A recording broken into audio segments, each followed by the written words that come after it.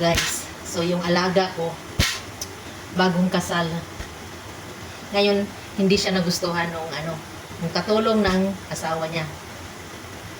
Yung katulong na yon ng asawa niya, matagal na sa kanila. Mga bata pa sila, maliliit pa. Ngayon, hindi raw siya pinapansin. Nagdamdam yung katulong kasi hindi raw siya pinapansin. Bakit hindi daw siya binabati ng alaga ko? Yung alaga ko, babae. Yung alaga niya, lalaki. Sila nag-asawahan. Hindi raw siya pinapansin, hindi daw nagbiso-beso sa kanya. Tinanong niya ako kung nagbiso-beso ba sa akin pagdating galing honeymoon.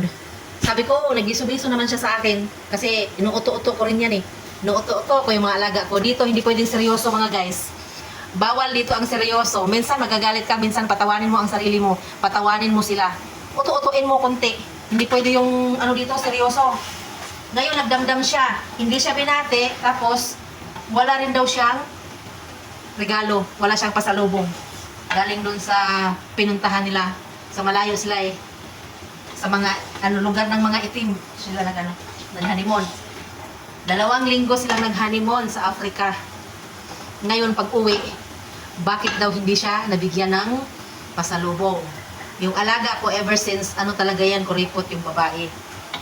Siguro, nasabihan nila na, aywan, baka mahal din doon, aywan ko lang. Pero mo, 2 linggo din sila na gano'n, kain sa labas, palabas sa labas, hotel, o di, mahal-mahal doon. So, huwag na tayo dito magdamdam guys kung wala tayong mga pasalubong. Ganon talaga eh. Sa hirap ng buhay din ngayon. Siyempre, masaya sila. Yan, muna silang magsaya. Huwag mo muna isipin yung pasalubong. Baka pagdating ng panahon, magbigay ng pasalubong.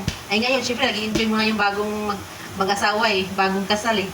Ay, alam mo naman dito, walang boyfriend, diretso sila kasal. Kaya, kailangan bigyan mo ng panahon na mag-enjoy muna sila. Muna nila enjoy yung kanilang relationship. Kasi hindi nila yan ang dinanas. Hindi kagaya sa akin, dinanas natin yan kasi yung boyfriend muna bago mag-asawa dito, diretso. Kaya hayaan mo muna sila mag-enjoy. Bakit ka magdamdam? Diyos ko, huwag nang magdamdam. Oy, hindi na uso yan sa edad natin ito. Huwag nang magdamdam-damdam dyan. At least masaya sila. Matagal na doon niya sa kanila. Tapos nakalimutan siya, nabaliwala siya. Biro mo, mga maliliit pa daw yan sila. Nandito na siya, inauna pa siya sa akin eh. Ay, ganun talaga ang buhay. Katulong is katulong. Hindi pwedeng maging amo. Kaya huwag magdamdam kapag nakalimutan na walang pasalubong. Yun lang po ang advice. Huwag magdamdam. Katulong is katulong. Katulong lang tayo dito kahit magtagal tayo dito sa mga amo natin.